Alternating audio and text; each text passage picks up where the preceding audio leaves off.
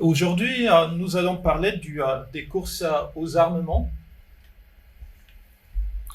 Je trouve que c'est un sujet très important auquel on ne parle pas suffisamment et c'est souvent mal compris. Si vous regardez par exemple qu'est-ce que les politiciens disent,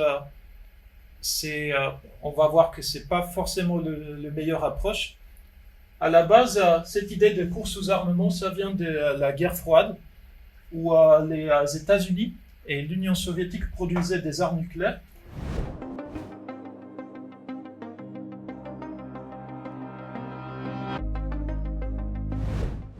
Alors bonjour. Bonjour. Aujourd'hui, nous sommes ici pour un événement de mercredi IA qui est organisé par le Centre pour la sécurité de l'intelligence artificielle. Qu'est-ce que c'est le Centre de sécurité pour l'intelligence artificielle? C'est une organisation française qui existe depuis, sous cette forme peut-être depuis un an. Avant, c'était sous une autre forme. En tout cas, c'est une organisation qui cherche à sensibiliser les gens, à aider à comprendre quels sont les risques et les enjeux liés à l'intelligence artificielle. Et en particulier, il y a 3 domaines dans lesquels l'organisation travaille. Il y a éducation, des cours qui sont organisés ici dans l'école normale supérieure. Il y a la recherche technique, notamment il y a un benchmark qui est créé pour mesurer la sûreté de certains modèles. Et la sensibilisation, l'idée c'est de aider aux gens, un plus grand nombre de gens, à connaître quels sont vraiment les enjeux, quels sont les dangers, quels sont les bénéfices possibles de l'intelligence artificielle. Et cet événement mercredi, ça fait partie de ce but de sensibilisation. Aujourd'hui, nous allons parler des courses aux armements. Je trouve que c'est un sujet très important auquel on ne parle pas suffisamment et c'est souvent mal compris. Si vous regardez par exemple qu'est-ce que les politiciens disent, on va voir que ce n'est pas forcément le meilleur approche. À la base, cette idée de course aux armements, ça vient de la guerre froide où les États-Unis et l'Union soviétique produisaient des armes nucléaires. Et ici, vous pouvez voir sur la graphe, il y a les États-Unis en bleu, l'Union soviétique en rouge. Et dans les années 50, donc un peu après la fin de la Deuxième Guerre mondiale, quand les deux pays savaient déjà développer des armes nucléaires, ils ont commencé à produire de plus en plus d'armes.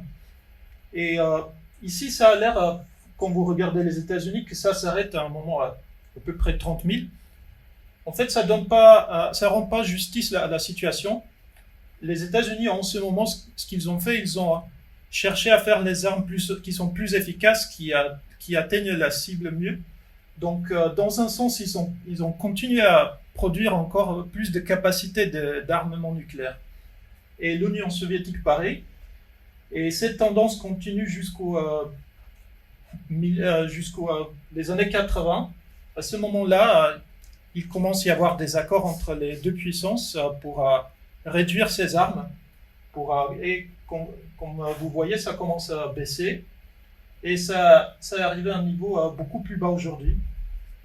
Pourquoi ça c'est important? Parce que au final, ça c'est des choses qui servent à détruire. Si on a des armes nucléaires, ça fait pas les humains plus riches, ça nous rend pas plus heureux, ça résout pas les problèmes de nos vies. Ça c'est simplement des choses qui ont un pouvoir destructrice.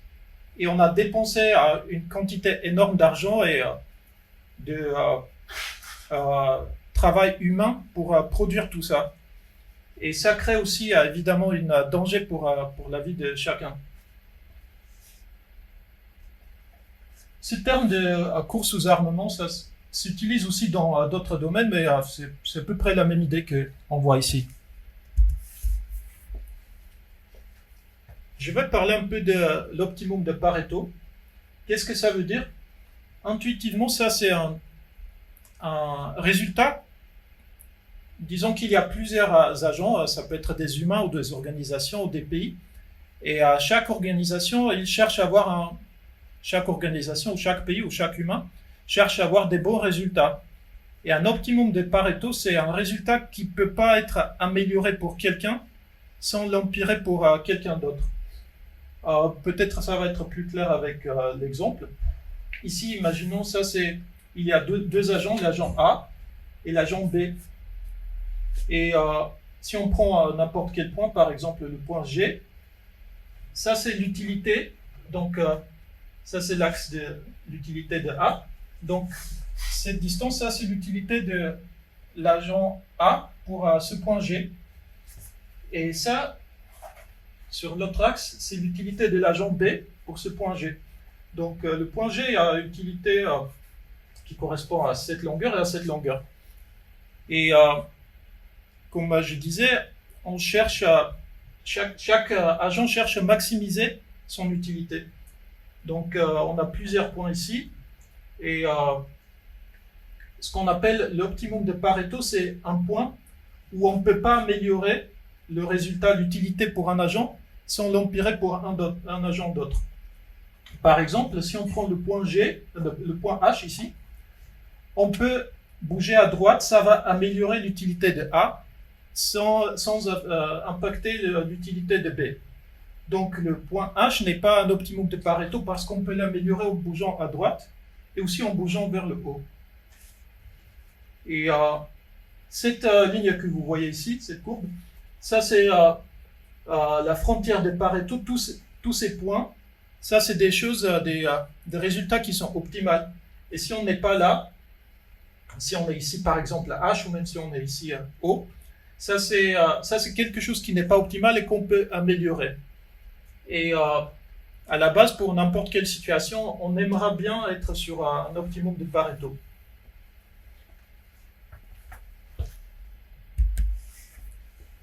Le problème, c'est que parfois, les optimums de Pareto ne sont pas équilibrés. Et si vous connaissez le dilemme du prisonnier, peut-être ça vous dit quelque chose. En tout cas, je vais expliquer l'idée. Imaginons qu'on a plusieurs personnes, ou ça peut être des pays, et chacun a son argent, il y a 5 pièces ici. Et chacun peut décider est-ce qu'il garde ces 5 pièces, ou il peut dépenser 2 pièces pour produire des armes, produire une bombe. Donc il dépense 2 pièces, mais avec cette arme, ça permet de gagner une pièce de chacun des autres humains. Donc si le premier ici il produit une bombe, ça va lui coûter 2 pièces, mais il va pouvoir voler une pièce des autres. C'est un exemple simplifié, mais c'est un modèle qui marche plutôt bien pour beaucoup de cas dans la vie réelle. Et si on prend cet état, cette personne ici, il a intérêt à produire l'arme parce qu'il va avoir plus d'argent à la fin, il va avoir plus de pièces. Et après, on peut faire le même raisonnement pour le deuxième. Aussi, il a envie de dépenser encore 2 pièces pour avoir aussi une arme et pouvoir voler une pièce des autres.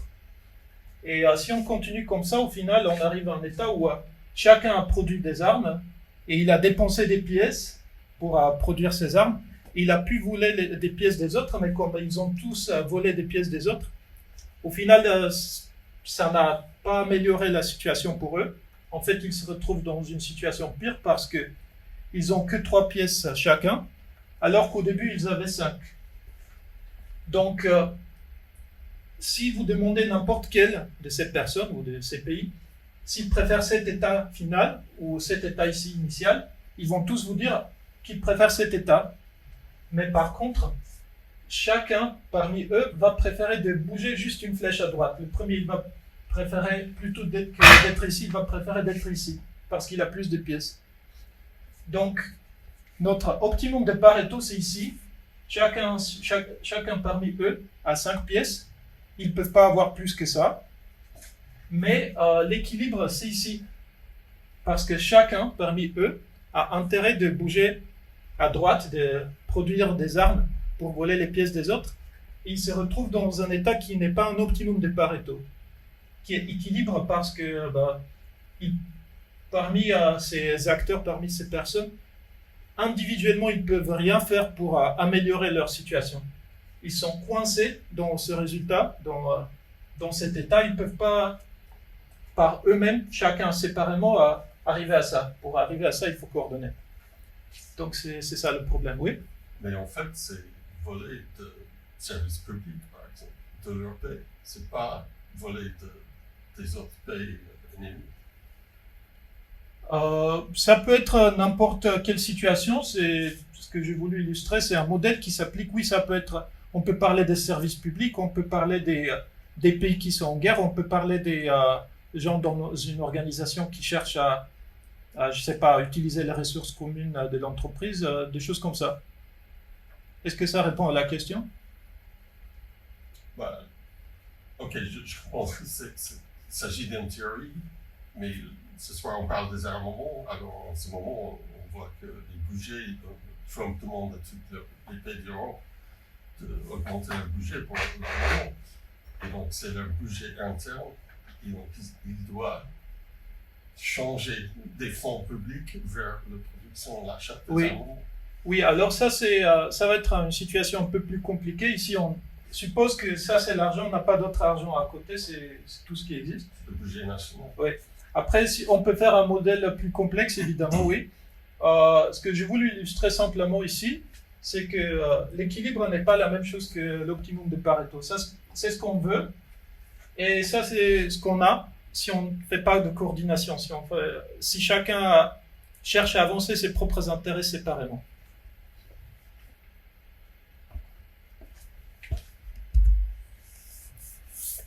Et oui, alors pour atteindre le bon résultat, il faut trouver une façon à se coordonner.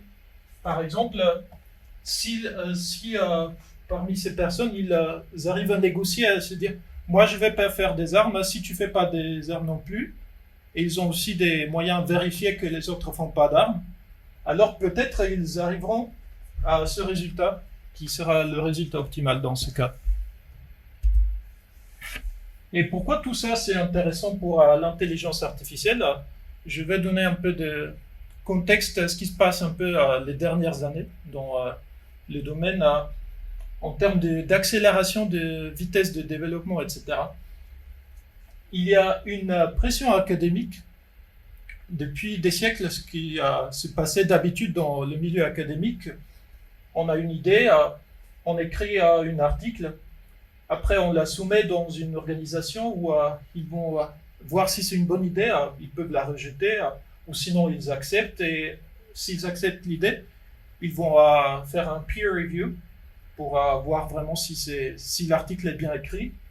Et peut-être ils vont dire non, ça marche pas du tout, ils vont rejeter, ou sinon ils peuvent dire c'est bien mais il faut changer telle et telle chose, donc ils vont faire une demande de modification, on va modifier l'article, après on soumet encore une fois, et ça peut se répéter cette boucle plusieurs fois, et au final, si tout se passe bien, l'article est accepté, et peut-être dans un mois ou 2 mois, ou un peu plus, l'article va être publié dans un journal scientifique.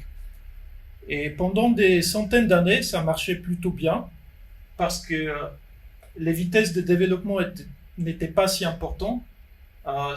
Donc c'était plutôt normal d'avoir ton idée publiée dans 6 mois ou dans 1 an, parce que ce processus il peut prendre des mois, des années. Mais aujourd'hui, avec la vitesse du développement de l'intelligence artificielle, c'est pas du tout le cas. Ça prend trop de temps, donc il y a pas mal de gens qui préfèrent passer par un processus raccourci.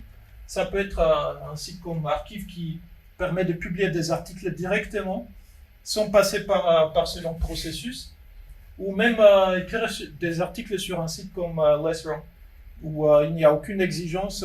Ici, il faut avoir, je crois, un email associé à une université, organisation académique. Ici, chaque personne dans la rue peut prendre un ordinateur, publier un article. Donc, il y a une transition vers plutôt des modèles de publication comme ça, parce que ça permet d'avancer plus vite, de vraiment ne pas rester derrière, ne pas se faire dépasser par les autres chercheurs qui cherchent à avancer aussi très vite. Nous avons aussi une pression commerciale. Et ça, c'est dû au grand potentiel de l'intelligence artificielle. On parle de quel grand potentiel?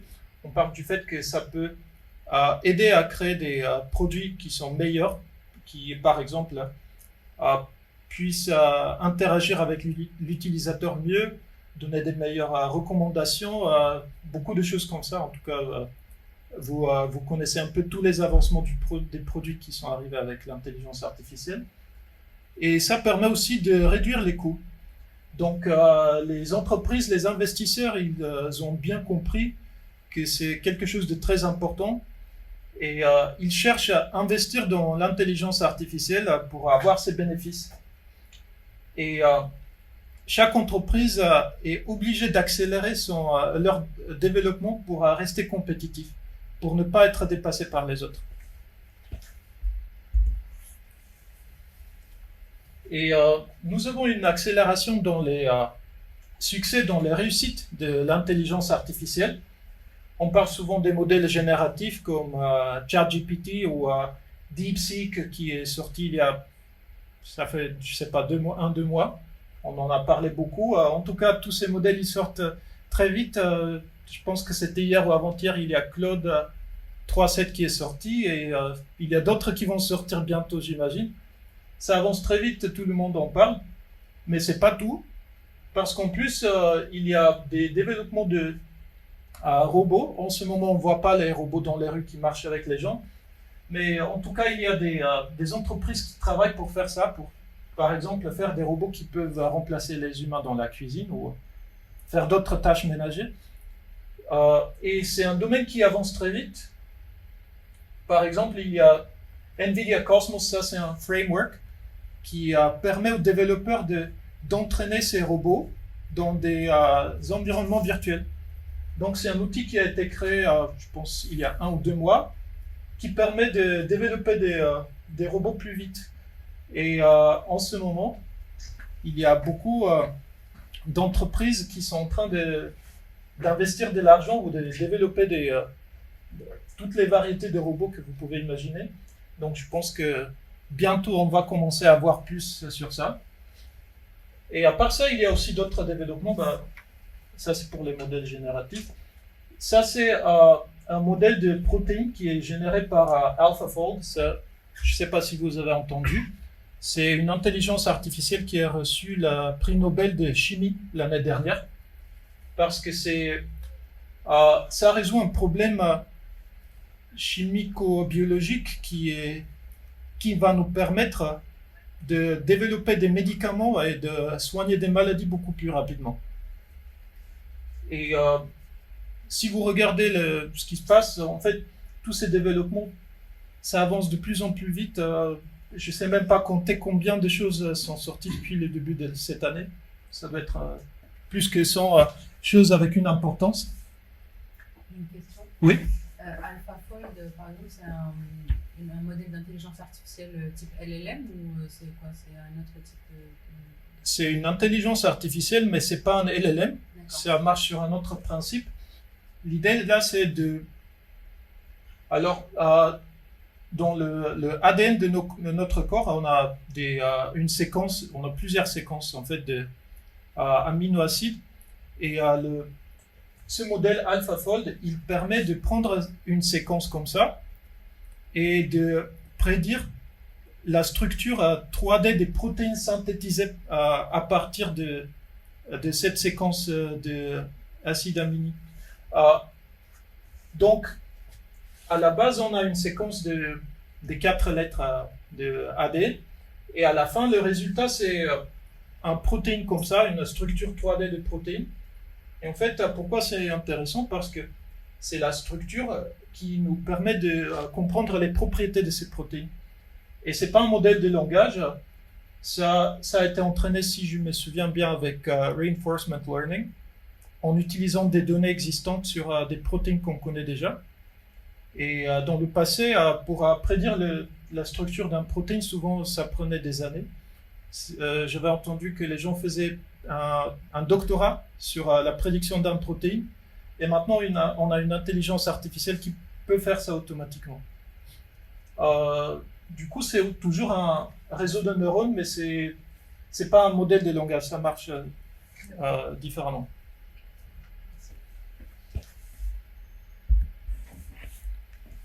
Et alors, tous ces accélérations, ça nous emmène aussi au sujet de l'escalation d'armement.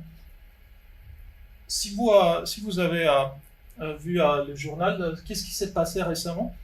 À la base, les entreprises qui développaient les grands modèles de langage et les intelligences artificielles en général, ils interdisaient l'usage de leurs produits pour des buts militaires. Et à partir de l'année dernière, au moins ces 4 entreprises qui sont listées ici, ils ont dit que maintenant ils permettent l'usage de leurs produits pour les buts militaires. Donc on ne sait pas d'où ça vient. Est-ce que c'est une pression gouvernementale? Est-ce qu'ils se sont dit simplement que ça va leur permettre de gagner plus d'argent? On ne sait pas, mais en tout cas, ça, c'est un signe que bientôt on va avoir de plus en plus d'intelligence artificielle dans la militaire. Et ça emmène à la question des armes autonomes. On en parle depuis longtemps et l'idée c'est ne pas avoir des humains avoir des drones ou peu importe ça peut être des chiens qui sont armés, qui sont pas contrôlés par des humains, qui agissent automatiquement, qui peuvent prendre des décisions attaquer une cible automatiquement. Et de plus en plus les militaires se disent qu'il y a un sens à avancer dans cette direction. Et ça, c'est un danger. Alors, pourquoi on parle d'escalation? Imaginons qu'on a 2 pays, le pays bleu ici et le pays rouge, et il y a un des pays qui se sent en désavantage. Ils se disent, notre militaire est plus petite que le militaire de l'autre pays. Donc, nous allons, pour compenser, produire des armes autonomes qui vont compléter notre militaire. Et l'autre pays, qui a plus de population à ce moment-là, il se dit, les autres, ils ont des armes autonomes, nous n'avons pas d'armes autonomes, donc nous sommes en désavantage, il faut que nous produisons aussi des armes autonomes pour compenser. Et le premier pays, à ce moment-là, il peut se dire, nous n'avons pas assez d'armes autonomes pour s'imposer sur l'autre pays, il faut en produire encore, et ça continue comme ça. Donc, c'est un peu la même histoire avec comme dans la guerre froide, sauf que maintenant on ne parle pas forcément des armes nucléaires, on peut parler des armes autonomes, des drones, peu importe, des intelligences artificielles, des robots qui permettent de faire la guerre.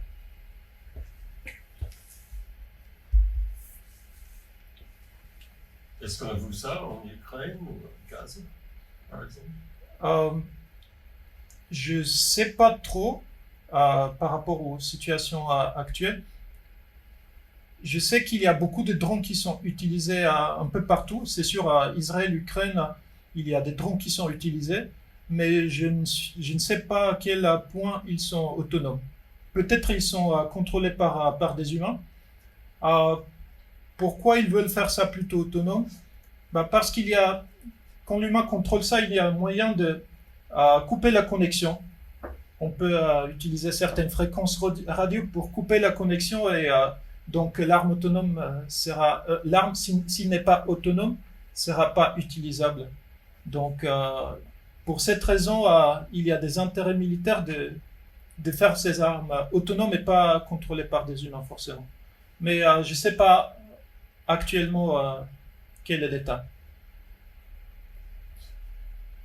Alors, un autre souci qui est lié à tout ça, c'est ce qu'on appelle la taxe à l'alignement. Ça, c'est l'idée que on peut créer une intelligence artificielle et ça demande une quantité d'argent, une quantité d'effort. Et si on veut que cette intelligence artificielle est sûre, qu'elle ne crée pas des dangers, alors souvent ça demande encore plus d'investissement, plus de temps, plus d'argent.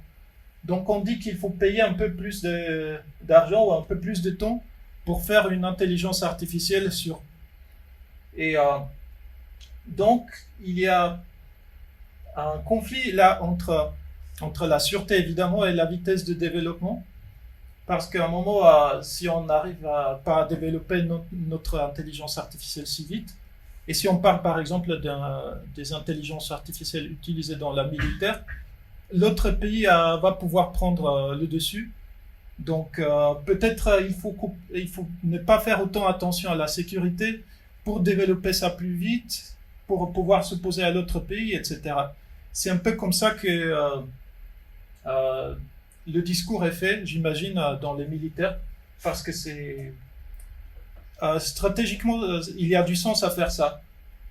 Si on ne veut pas être dépassé par l'autre militaire, à un moment, il faut être assez rapide et ça demande des sacrifices, notamment un sacrifice en termes de sûreté.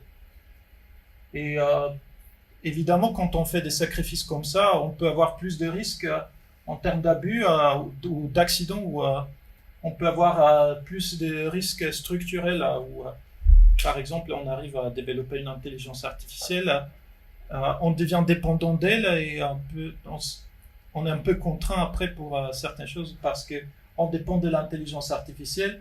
Peut-être elle cause des soucis, mais on ne veut pas l'éteindre parce qu'elle contrôle l'électricité à ce moment-là et ça va créer d'autres soucis.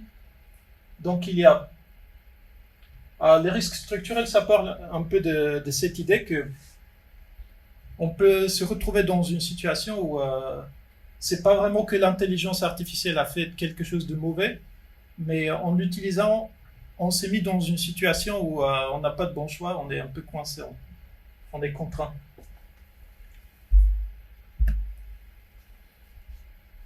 Et qu'est-ce qu'il faut savoir un peu pour réfléchir proprement par rapport à ces problèmes? Ça, c'est une chose avec laquelle les politiciens ont un peu du mal. Il n'y a pas vraiment de frontières numériques. Si vous regardez ici, toutes ces lignes rouges, ça, c'est les câbles d'Internet sous-marine. Donc, tout le monde est connecté. Et peut-être quelqu'un qui fait des régulations dans un pays, il va dire on va mettre des firewalls pour protéger, pour filtrer le trafic. Bah, ça ne marche pas vraiment parce qu'il y a des VPN. Il y a aussi des modèles qui ont des poids disponibles open weight. C'est-à-dire que moi, si je suis dans n'importe quel pays, je peux télécharger mon modèle et après je peux l'utiliser localement sur mon ordinateur. Donc je n'ai pas besoin d'accéder à d'autres pays. Et dans un sens, on a un transfert libre d'informations. Si on a assez de compétences, on peut transférer toute l'information un peu partout dans le monde. Et il y a des frontières dans le monde physique, mais dans le monde numérique, les frontières ne nous donnent pas autant de contrôle. Et ça, c'est une chose qu'il faut bien savoir. Et on voit que les Russes, les bateaux russes de l'armée russe ont coupé des câbles. C'est pas là dans l'Atlantique et nous en Irlande, on n'a pas de moyens, on n'a pas de vraie armée, on ne peut pas se défendre. C'est une situation assez précaire comme vulnérabilité avec ces câbles. Oui. Oui, pour ceux qui n'ont pas entendu, je vais donner un peu de contexte. Depuis peut-être quelques années ou quelques mois, je ne sais pas, il y a des câbles qui à un moment fonctionnent plus. On ne sait pas quelle est la raison. Peut-être c'est un cas de sabotage, mais il y a pas mal de câbles, surtout dans la mer Baltique, je crois, qui à un moment sont coupés. Il n'y a plus d'accès rapide entre certaines zones et il y a des suspicions. C'est peut-être une puissance militaire qui a intérêt à faire ça. En tout cas, on sait pas trop, mais oui, c'est quelque chose qui arrive. Et Zuckerberg va construire son propre câble. Ah, ça, je ne savais pas. Depuis une semaine, je pense. Oui, d'accord. Oui, et l'autre chose, c'est que aussi, on a les satellites. Ça, je n'ai pas mentionné que Starlink, les satellites qui fournissent de l'Internet un peu partout dans le monde, si j'ai bien compris, c'est pas tellement cher. Il faut avoir une antenne ou un truc comme ça qui coûte une centaine d'euros. Et avec ça, dans beaucoup de pays, on peut avoir de l'Internet un peu partout. Voilà, on ne peut pas vraiment couper l'accès aux gens. Pour la plupart, on ne peut pas couper l'accès à l'Internet aux gens. Et il faut respecter ça. Alors, on a parlé un peu de coopération. Est-ce qu'on peut coopérer? Quelles sont les difficultés? C'est surtout que quand on parle de coopération, on peut parler à des différents niveaux d'abord. On peut parler entre des organisations ou on peut parler entre des pays. Mais dans tous les cas, souvent, il y a un manque de confiance. Si les pays ou les organisations ne se font pas confiance, c'est dur de coopérer. Il y a aussi des différences de valeurs. Il y a, par exemple, un pays qui dit ah, ça c'est la bonne chose à faire. Et il y a l'autre pays qui dit ah non, vous comprenez rien, il faut faire différemment, vous n'avez pas les bonnes valeurs. Donc au final, si les gens n'arrivent pas à s'entendre sur leurs valeurs, c'est très dur de coopérer. Et il y a aussi un aspect de nationalisme. Il y a souvent des pays qui cherchent à être meilleurs que les autres, à dire ah, c'est nous qui devons contrôler le monde, nous allons faire du bien pour tout le monde, il ne faut pas laisser les autres avoir du contrôle parce qu'ils vont l'abuser, etc. Et tous ces discours, c'est pas du tout propice à la coopération. Et comme on a vu, sans coopération, on ne se retrouve pas dans une très bonne situation. Et dans le contexte de l'intelligence artificielle, une autre chose qu'il faut savoir, c'est que souvent on considère que le premier qui développe une intelligence supérieure aux humains va, dans un sens, gagner tout. C'est-à-dire si on peut faire une analogie avec les grands singes. Voici un chimpanzé qui est dans un parc zoologique. C'est pas lui qui a décidé d'être là, c'est les humains qui ont fait ce choix pour les chimpanzés, parce que les humains sont plus intelligents. Donc l'intelligence, c'est un peu la superpuissance des humains. Et comme on est en train de développer quelque chose de plus intelligent que nous, il paraît logique que c'est pas nos décisions qui vont décider notre destin, c'est les décisions de cette intelligence artificielle qui vont un peu déterminer notre destin. Donc celui qui contrôle, s'il arrive à contrôler l'intelligence artificielle, cette personne, cette organisation, cet pays, il va un peu pouvoir tout faire. S'il a assez d'avance par rapport aux autres, il pourra contrôler le monde. Après, tout ça, c'est très spéculatif, mais en tout cas, c'est la crainte et il y a des bonnes raisons à penser que c'est le cas. Donc, pourquoi ça, c'est dangereux? Parce que si le premier gagne tout, ça veut dire que tous les autres sont perdants. Et si quelqu'un se retrouve perdant, ils n'ont rien de plus à perdre. Et ils ont intérêt à... Ça peut être commencer une guerre ou faire n'importe quoi pour s'assurer qu'ils ne vont pas être les perdants.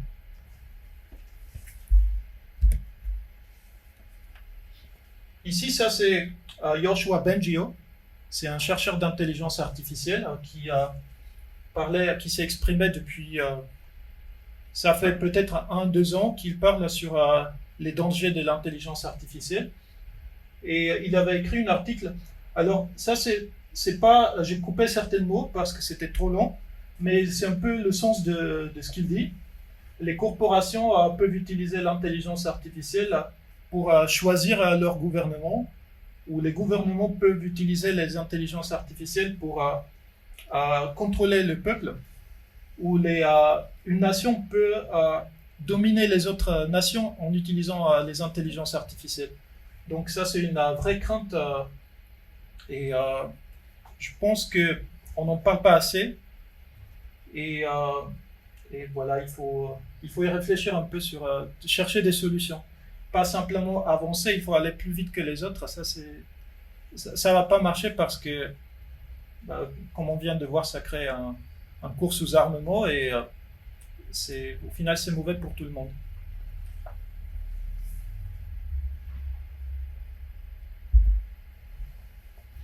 Qu'est-ce qu'on aimerait avoir?